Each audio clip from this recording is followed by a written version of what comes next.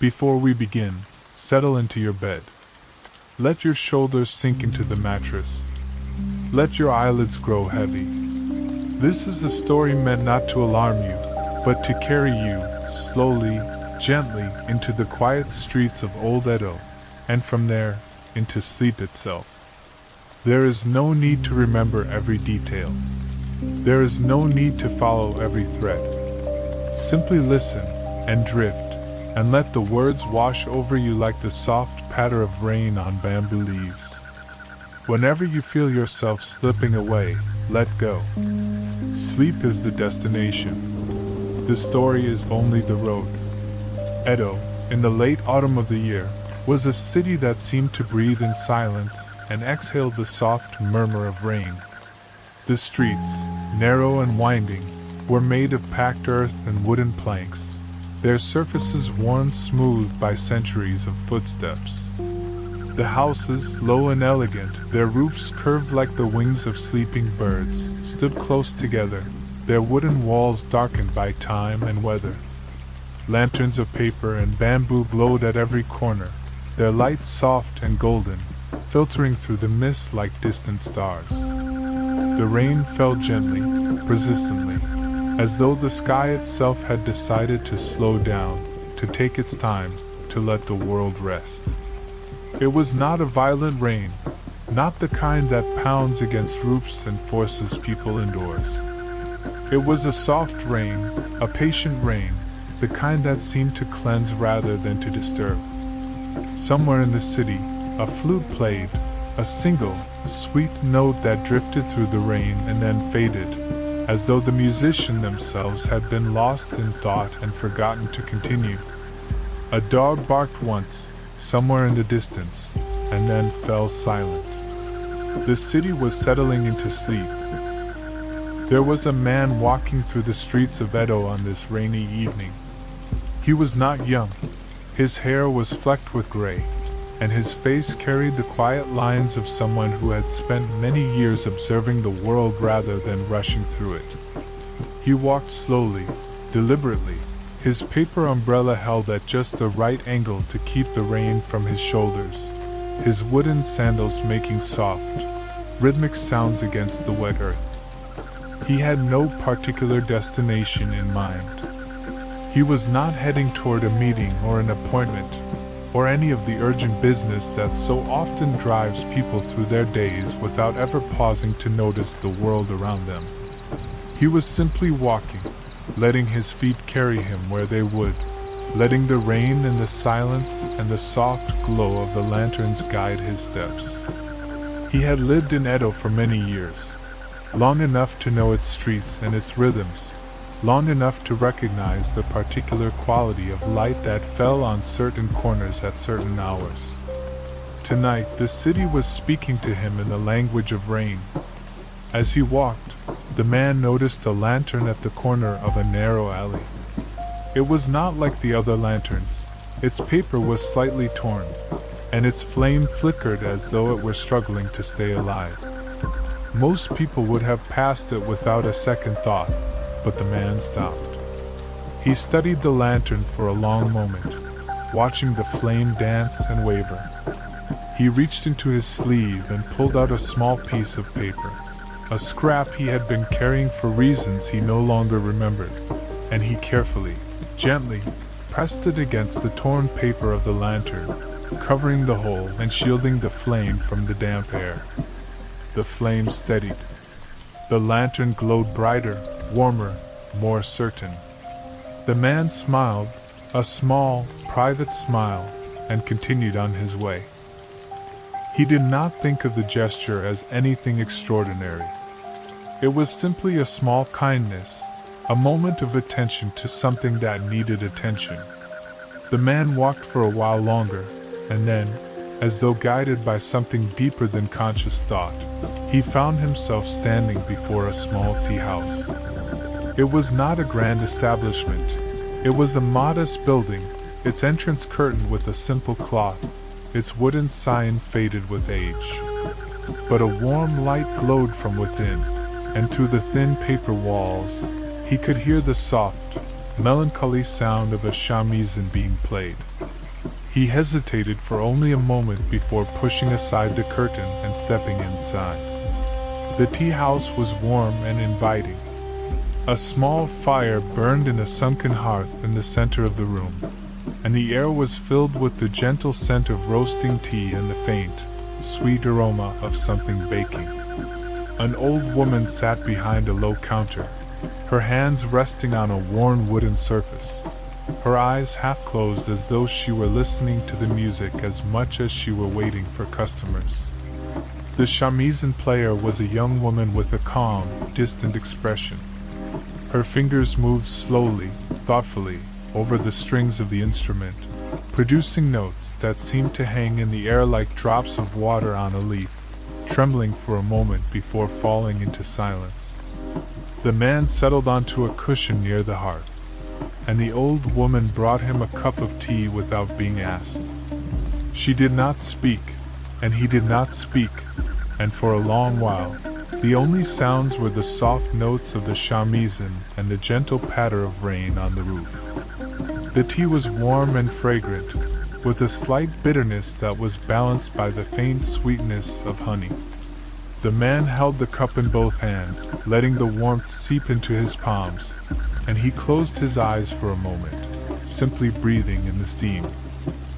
He had been walking for a long time, long enough that his feet were damp and his shoulders were tired, and the warmth of the tea seemed to seep into his bones, loosening the tension he had not realized he was carrying. He let out a long, slow breath, and the sound of it seemed to blend with the music and the rain, becoming part of the quiet symphony of the evening. The shamisen player continued her song, her fingers moving with a practiced, unhurried grace. The melody was simple, almost hypnotic, its repetition creating a sense of timelessness, as though the music had been playing for hours and would continue for hours more. The man opened his eyes and looked around the tea house. It was a small room, its walls covered with faded calligraphy scrolls and a few simple paintings of bamboo and plum blossoms. A single flower, a white chrysanthemum, sat in a small vase on the counter, its petals slightly wilted, as though it had been there for several days. He thought idly that the flower might need water. He thought, too, that the old woman behind the counter seemed to be waiting for something, though he did not know what. The old woman, whose name was Okuni, had been running this tea house for more than 40 years. She had inherited it from her mother, who had inherited it from her grandmother. She had watched the city of Edo grow and change around her, its streets becoming busier, its sounds becoming louder, its rhythms becoming faster. But the tea house had remained the same. The same walls, the same hearth, the same simple furniture. The same sense of peace that seemed to settle over anyone who crossed its threshold. Okuni had seen many customers come and go over the years, travelers, merchants, poets, and ordinary people seeking shelter from the rain or the heat or the noise of the city. She had listened to their stories and their silences, and she had learned, over time, that the quietest customers often had the most to say, even when they said nothing at all. She looked at the man sitting by the hearth, his eyes closed, his face peaceful, and she thought that he was one of those quiet customers, someone who carried his stories inside him, someone who did not need to speak them aloud to be understood. The shamisen player, whose name was Yuki, finished her song and let her hands rest on the strings. The silence that followed was not empty, it was full, rich with the lingering echoes of the music and the steady, reassuring sound of rain on the roof. Yuki had been playing the shamisen since she was a child. Her mother had been a musician, and her grandmother before her, and she had grown up surrounded by the sound of the instrument. She did not play for fame or money. She played because it was the only way she knew to make sense of the world, to translate the chaos of life into something beautiful and ordered. Tonight, she had been playing for herself, letting her fingers find their own way across the strings. And she had not even noticed the man until he had been sitting by the hearth for some time. Now, she looked at him with mild curiosity, wondering what had brought him to this small tea house on a rainy night. She did not ask. She simply picked up her shamisen and began to play again, a softer melody this time. The man listened to the music with his eyes closed, letting it wash over him like the rain outside. He did not try to understand it or analyze it. He simply let it be, a presence in the room, a companion to his thoughts. He had spent many years learning to be comfortable with silence. In his youth, he had been restless, always seeking noise and distraction, always afraid of what he might find if he stopped moving long enough to listen to his own mind. But the years had taught him otherwise. They had taught him that silence was not an enemy to be avoided, but a friend to be welcomed, a space in which the mind could rest and the heart could speak its own quiet truths.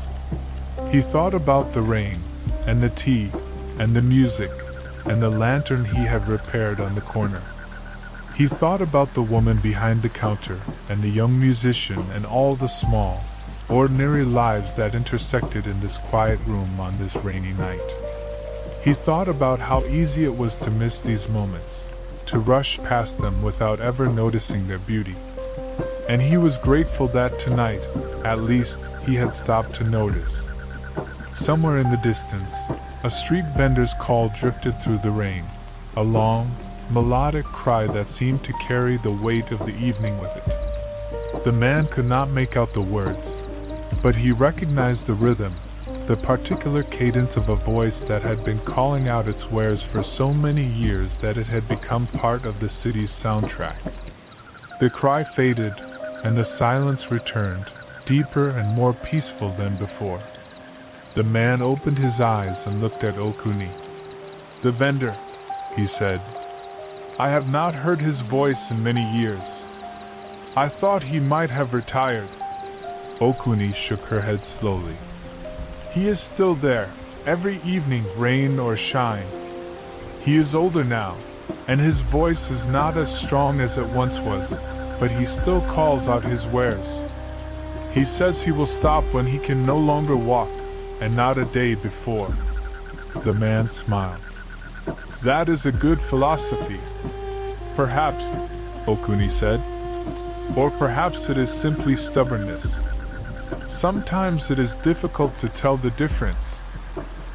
As the evening deepened, the man found himself thinking about a story he had heard many years ago, a story about a lantern maker's daughter who had lived in a small shop near the bridge that crossed the Sumida River. The daughter had been blind, or so the story went, but she had learned to make lanterns by touch, her fingers finding their way through the bamboo and paper with a skill that seemed almost magical. She had made lanterns for the temple, for the tea houses, for the homes of merchants and nobles, and each lantern she made carried a small piece of her soul, a quiet, steady light that seemed to burn brighter than any other. The man had never met the lantern maker's daughter. She had died long before his time, and the shop had been closed for decades. But he had seen her lanterns, here and there, in the corners of old temples and the homes of elderly collectors. He had always felt a small, quiet warmth when he saw them, a reminder that even in the darkest of times, there is light to be found, if only one takes the time to look. The rain, which had been soft and gentle for most of the evening, began to grow heavier. It drummed against the roof of the tea house with a steady, insistent rhythm, and the sound of it filled the room, wrapping everything in a blanket of white noise. The man did not mind. He had always found comfort in the sound of rain, in its ability to drown out the noise of the world and create a space of quiet focus. He listened to it now, letting it wash away the last remnants of the day's tension, and he felt a deep, profound peace settle over him. He thought about the lantern he had repaired on the corner, and he wondered if it was still burning. He hoped it was. He hoped that someone, somewhere, was finding their way home by its light. The man noticed, for the first time, a small flower by the window. It was a single white chrysanthemum, its petals slightly faded, its stem resting in a simple ceramic vase. He looked at it for a long moment, and then he said, "That flower needs water." Okuni nodded. "I know. I have been meaning to change it, but I have not had the time." The man rose from his cushion, walked to the window, and picked up the vase. He carried it to the small basin near the door, refilled it with fresh water, and placed it back in its spot by the window. The flower seemed to brighten, its petals lifting slightly as though it were grateful for the attention. "It is a small thing," the man said, as he returned to his cushion. "But it is something." Okuni smiled, a rare, genuine smile that softened the lines of her face. "You are a kind man," she said. "Not everyone would have noticed." The man shrugged. "I have learned over the years that noticing is the most important thing we can do. It is the small things that make life worth living." It was not long before the tea house began to fill with other guests. They arrived one by one, shaking the rain from their umbrellas and settling onto cushions with the particular, weary satisfaction of people who had been out in the weather for too long. There was a young man who looked like a merchant, his clothes plain but well made, his face tired but alert. There was an old woman who carried a small wooden box, its contents unknown, and who sat in the corner without speaking to anyone. There was a young couple, their hands intertwined, their faces soft with the particular happiness of new love. They all sat in silence, listening to the rain and the music. The room seemed to expand to hold them all, its warmth and peace spreading to include each new arrival. The man watched them, one by one, and he felt a quiet sense of connection to them all.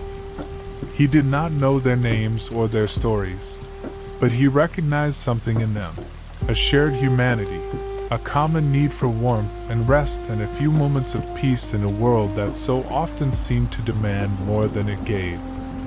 The merchant, whose name was Sato, had been traveling for 3 days. He had come from a small village in the mountains, carrying a load of textiles to sell in the markets of Edo. The journey had been long and difficult. He had been looking for a place to rest when he had seen the warm light of the tea house through the rain, and he had decided to stop, to take a moment for himself before continuing on his way. He sat by the hearth, his hands wrapped around a cup of tea, and he let his eyes drift closed. He thought about his wife and children, waiting for him in the village, and he thought about the market he would visit tomorrow. The old woman in the corner, whose name was Haru, had been carrying the wooden box for as long as anyone could remember. It was a simple box, made of dark wood, its surface worn smooth by years of handling. No one knew what was inside it, and she never spoke of its contents. She had come to the tea house every evening for as long as anyone could remember, sitting in the same corner, holding the box on her lap. Some said she was waiting for someone. Some said she was grieving. Some said she was simply waiting for the end of her days. But no one knew for certain, and she did not offer any explanation. The man looked at her, and he felt a small, quiet sadness, not for her, but for himself, for all the things he did not know about the people who shared his world. The young couple, whose names were Kenji and Hana, had met only a few months ago. They had been introduced by a mutual friend, and they had fallen in love quickly, as young people often do. They had come to the tea house to escape the rain, but also to escape the world, to find a few hours of peace together before the demands of their families and their obligations pulled them back into the ordinary rhythms of their lives. They sat close together, their shoulders touching, their hands intertwined, and they did not speak much. They did not need to. Their silence was a comfortable silence, filled with the quiet assurance of love. The man watched them, and he felt a small, quiet happiness, a reminder that the world was still full of beauty, still full of hope, still full of moments worth cherishing. The rain continued to fall, steady and persistent, and the sound of it on the roof became a constant presence, a backdrop to the quiet conversations and the soft music and the small, ordinary movements of the people in the tea house. The man closed his eyes and let the sound wash over him. He did not try to think or to understand or to analyze. He simply let himself be, present in the moment, aware of the warmth of the room and the taste of the tea and the soft, familiar rhythm of the rain. He thought idly that he could stay here forever, in this warm, quiet space, listening to the rain and the music and the soft murmur of strangers' voices. He thought that he had been looking for this feeling for a long time, and that he had finally found it. There was a secret to the tea house that only a few people knew. It was not a grand secret, not the kind that would change the world or make anyone rich.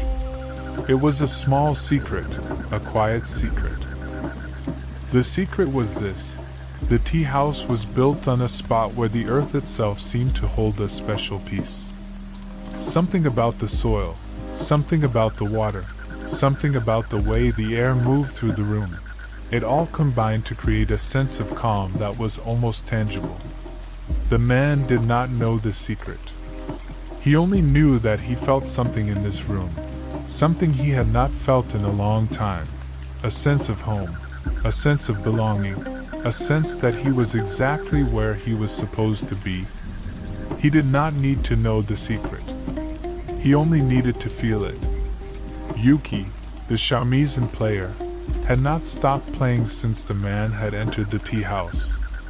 Her fingers had moved continuously across the strings, producing a steady flow of music that seemed to breathe with the room. She had not looked at any of the guests. She had kept her eyes closed, her face calm, her body relaxed, as though she were in a trance, as though the music were playing her rather than the other way around. The man watched her, and he felt a small, quiet wonder. He did not understand how she could play so effortlessly, so beautifully, without seeming to try. He did not understand how music could be so full of emotion and yet so calm. He did not try to understand. He simply listened.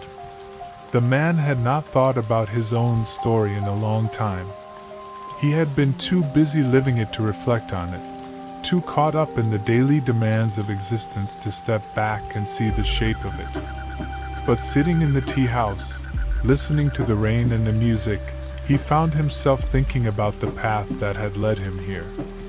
He thought about the village where he had been born, and the family he had left behind, and the dreams he had carried with him when he first came to Edo.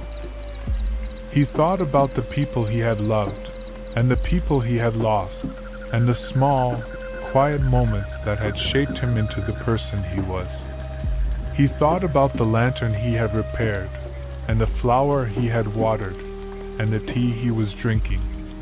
He thought about how strange it was that a single evening could hold so much meaning, how a few hours in a small tea house could feel like a lifetime. As the night grew deeper, the guests began to leave, one by one. They gathered their umbrellas and their belongings, paid their respects to Okuni, and stepped out into the rain, disappearing into the darkness of the city. The man watched them go, and he felt a small, quiet sadness, not for himself, but for the fleeting nature of these moments. He knew that he would have to leave soon, too. He could not stay in the tea house forever, however much he might wish to.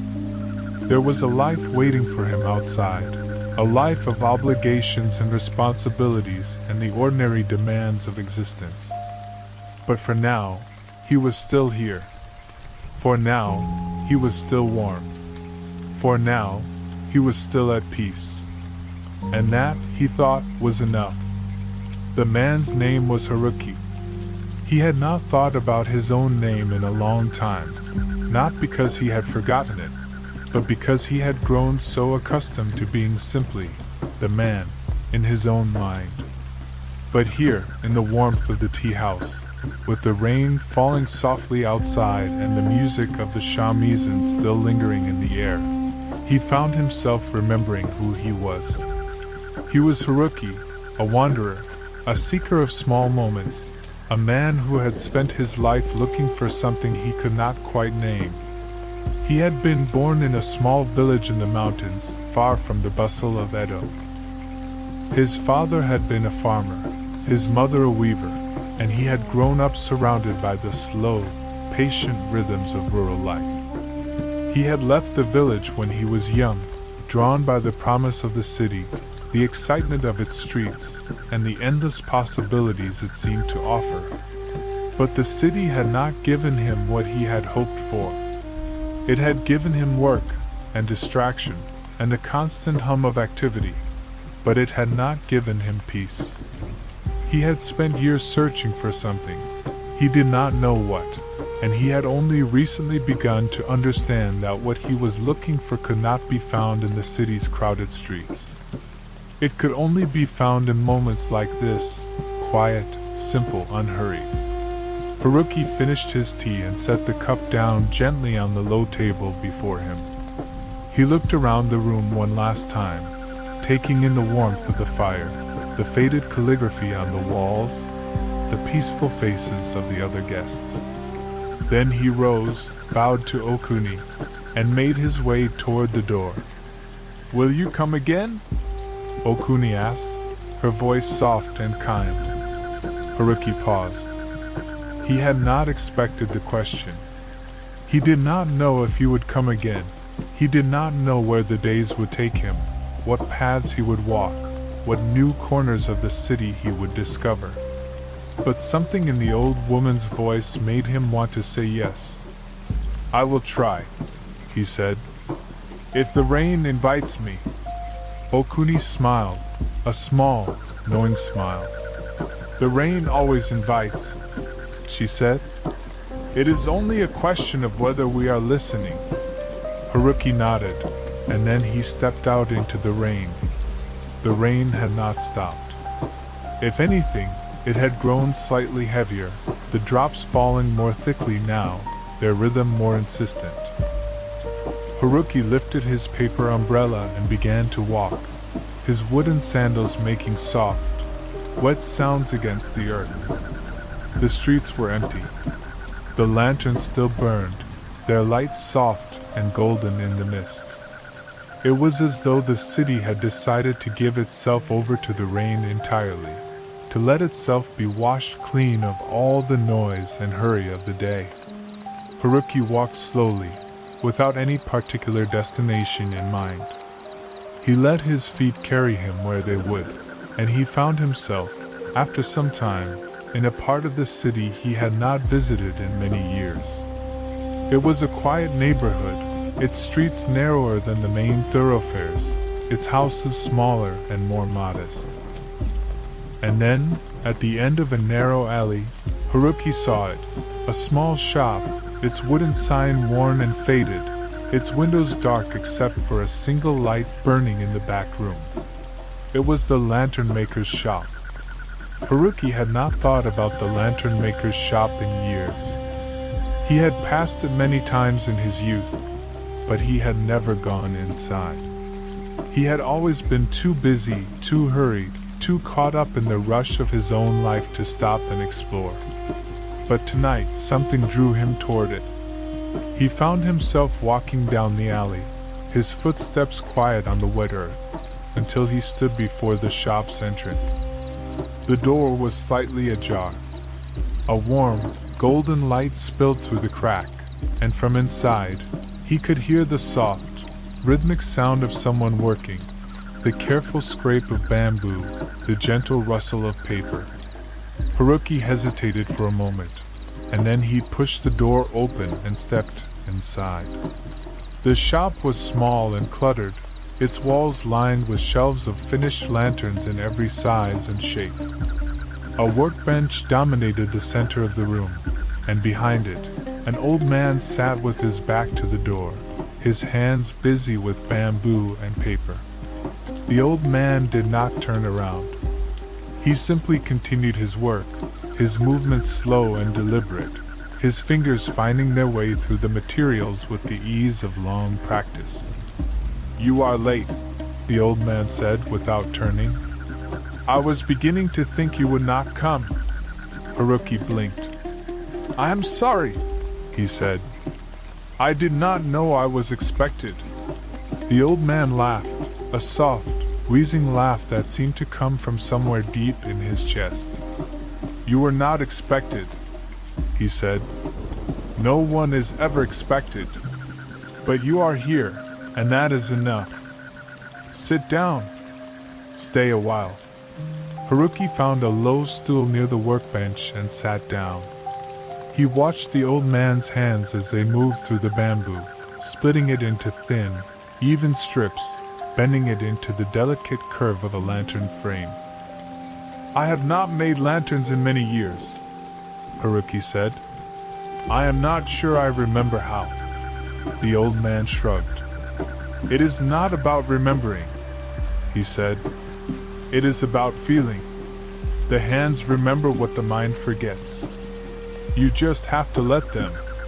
Haruki watched in silence for a long time, and then, slowly, hesitantly, he reached out and picked up a piece of bamboo. The bamboo was smooth and cool in his hands, its surface worn by years of handling. Haruki turned it over slowly, feeling its weight, its texture, its particular, quiet presence. He had not worked with his hands in a long time. He had forgotten how satisfying it was to create something tangible. The old man watched him from the corner of his eye, a small smile playing at the corners of his mouth. "You are a natural," he said. "You have good hands. Steady. Patient." Haruki looked down at his hands, and he saw them as if for the first time, not as tools for writing or counting or doing the small, invisible work of the city, but as something more. They were hands that could create, that could shape, that could bring light into the world. The old man's name was Kenji, and he had been making lanterns for more than 50 years.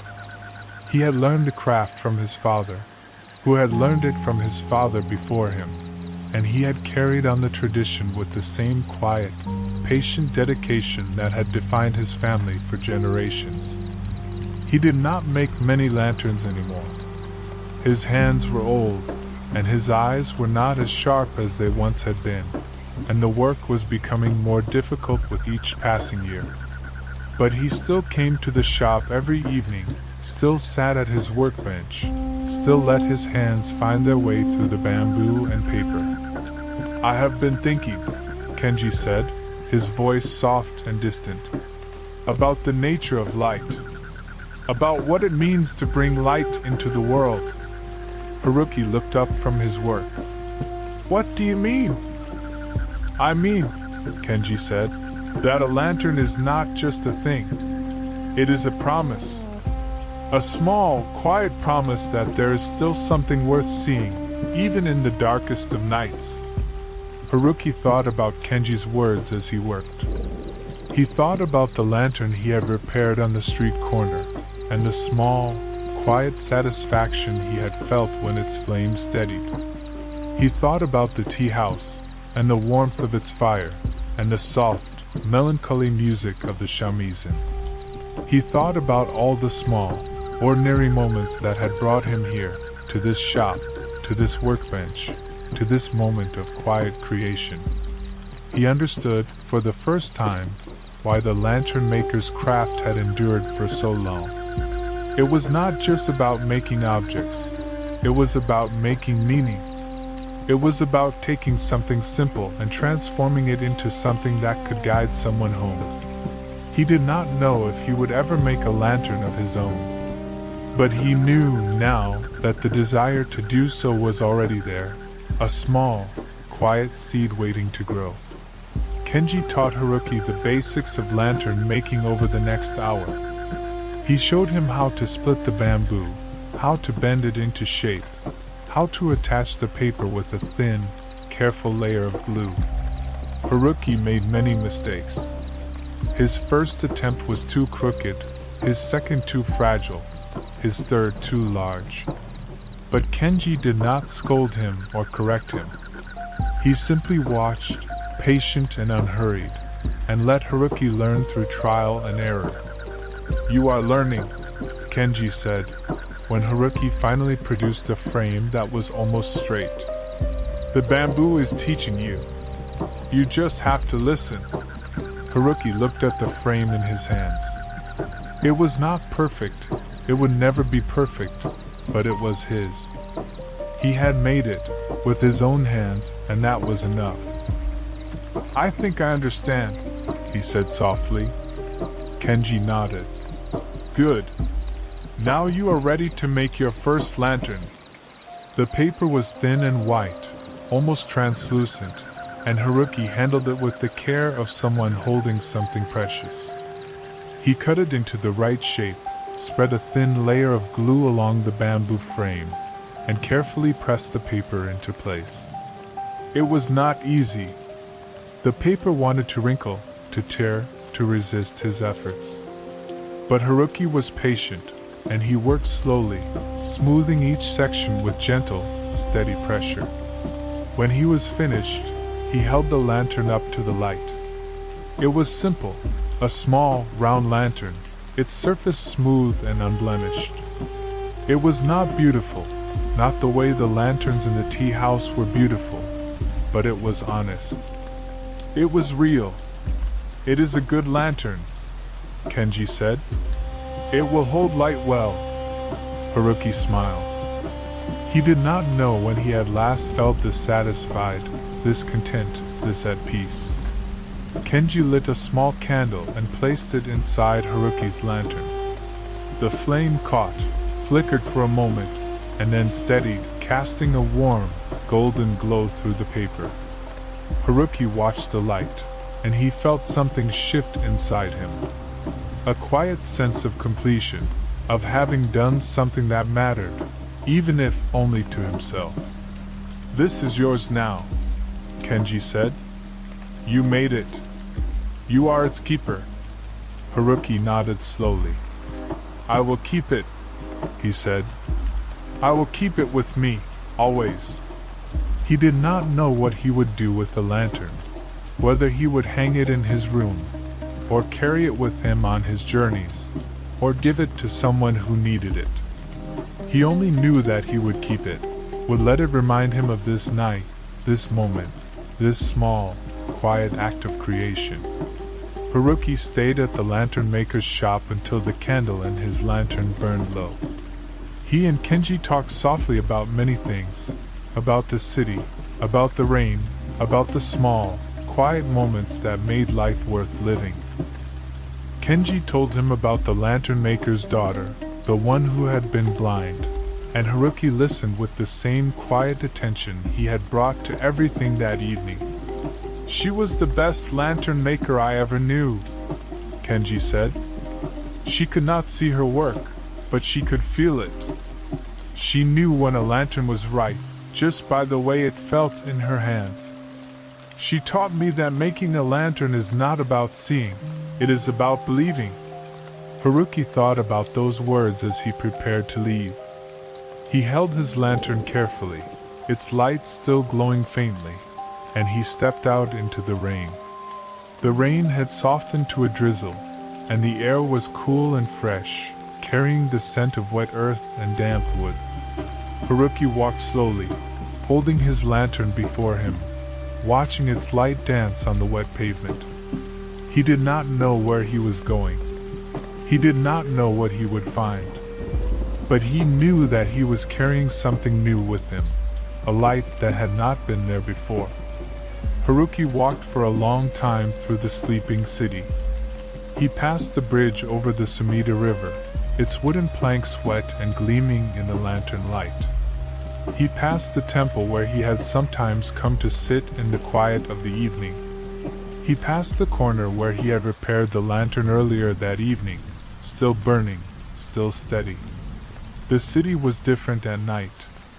It was quieter, slower, more willing to reveal its secrets. Haruki thought about all the people who had passed through this city over the centuries, all the lives that had been lived and lost and forgotten. He thought about the lantern maker's daughter, and the tea house, and the young couple in love. He thought about his own life, and the small, quiet choices that had brought him here. He felt, for the first time in many years, that he was exactly where he was supposed to be. The rain stopped, and the clouds began to part, revealing a sky full of stars. Haruki looked up at them, and he felt a small, quiet wonder, not at the vastness of the universe, but at the particular, ordinary beauty of a single star shining down on the sleeping city. He thought about the lantern in his hand, and the candle burning inside it, and the small, quiet light it cast on the world. It was not a grand light. It was not the kind of light that could illuminate a whole city or guide a ship through the darkness, but it was enough. He walked on, his lantern still burning, the stars above him, the city sleeping peacefully around him, and he felt a deep, profound peace settle over him, a peace that had been waiting for him all along, a peace that had finally found him. Haruki walked through the quiet streets of Edo, his lantern casting a small, steady circle of light before him. The stars above were bright and clear, and the air was cool and fresh, carrying the scent of wet earth and the faint, distant fragrance of autumn flowers. He did not know where he was going, but he did not feel lost. He felt, instead, as though he were being guided by something beyond his own understanding, a quiet pull, a gentle current, the same force that had led him to the tea house and then to the lantern maker's shop. His steps carried him, eventually, back toward the tea house. Its warm light was still glowing through the paper screens, and he could hear the soft, familiar sound of Yuki's shamisen drifting through the night air. He paused at the entrance, his hand on the curtain. He hesitated for just a moment before pushing it aside and stepping inside. The tea house was warm and welcoming, the fire in the hearth still burning low and steady. Okuni was behind her counter, her hands resting on the worn wooden surface. Yuki was still playing. Haruki settled onto a cushion near the hearth, and he placed his lantern on the low table before him. It was still burning its leaf. Okuni opened her eyes and looked at the lantern. "You made that," she said. It was not a question. Haruki nodded. "The lantern maker taught me. He is a good teacher," Okuni said. "He taught my mother many years ago, and his father taught her mother. The craft has been passed down through the generations, like the tea house itself." Haruki looked at the lantern, and he felt a small, quiet pride. He had made something that would last. Yuki finished her song and let her hands rest on the strings. She looked at Haruki's lantern with a quiet curiosity, her eyes tracing its simple, elegant shape. "It is a good lantern," she said. "Simple. Honest. It will hold light well." Haruki smiled. "That is what the lantern maker said. He is a wise man," Yuki said. "He has been making lanterns for longer than I have been alive. He knows what he is talking about." Haruki looked at Yuki, and he felt a small, quiet connection to her, not the kind of connection that comes from shared experience, but the kind that comes from shared presence, from being in the same room at the same time, from sharing the same quiet moment of peace. He did not know her story, and she did not know his. But in that moment, it did not matter. They were simply two people, sitting in a warm room, listening to the sound of rain on the roof. Okuni brought Haruki a fresh cup of tea, and he held it in his hands, letting the warmth seep into his palms. He thought about the events of the evening, the walk through the rain, the lantern he had repaired, the tea house, the lantern maker's shop, the lantern he had made with his own hands. He thought about how strange it was that a single evening could hold so much meaning. He thought about all the other evenings he had spent in this city, walking its streets, passing its shops, never stopping to notice the beauty that surrounded him. He had been blind, he realized. Not in the way the lantern maker's daughter had been blind, but in a different way. Blind to the small, quiet moments that made life worth living, blind to the beauty of a single lantern burning in the rain, blind to the warmth of a cup of tea on a cold night. He was not blind anymore. The rain had stopped completely now, and the clouds had parted. Haruki looked up at them through the open door of the tea house, and he felt a small, quiet wonder, not at the vastness of the universe, but at the particular, ordinary beauty of a single star shining down on the sleeping city. He thought about his own life, and the path he had walked, and the small, quiet moments that had shaped him. He thought about the choices he had made, and the ones he had not made, and the strange, winding road that had led him here, to this tea house, to this moment, to this peace. He opened his eyes and looked at his lantern. Its flame was steady, its light warm and golden. It was a simple thing, a small thing, but it was his. He had made it with his own hands, and it carried a small piece of his soul.